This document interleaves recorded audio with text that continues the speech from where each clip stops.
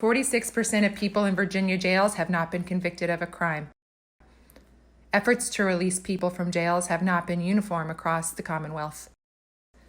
Here's how your local Commonwealth's attorney can make a difference. So we jumped in Monday, March 16th, right after the Supreme Court declared a judicial emergency. And I have to credit the superintendent of our local jail, Martin Coomer, with taking a leadership role. He really jumped right in. And again, we had those pre-existing relationships. And he said, we need to get out in front of this. And so we very quickly assembled together and developed a strategy. And there were really several layers to it. We started out, one, by trying to release everyone that Superintendent Coomer identified as medically vulnerable.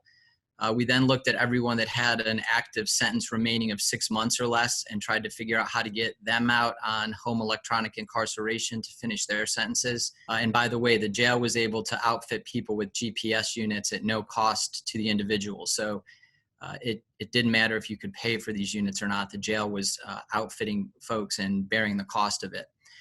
We looked at pending felony charges that could be reduced to misdemeanors and pled out to time served, and our general district court judge was allowing us to have emergency hearings related to that. We started looking at felony probation violations and pending cases to see if we could get those into court on an emergency basis and get those resolved and people released. We then looked at anyone charged with a nonviolent offense being held pretrial and looked at releasing them on HEI. And we've had great cooperation from our police department and Chief Brackney related to issuing summons and really responding only to priority one calls. Crime is definitely down. I think it's partly a function that people are staying inside and not getting into trouble and drawing the attention of police to them. But that was also a big help.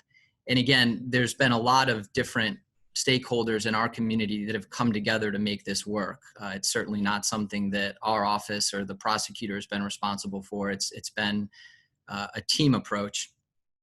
Call your Commonwealth's attorney and urge them to do the same to save lives.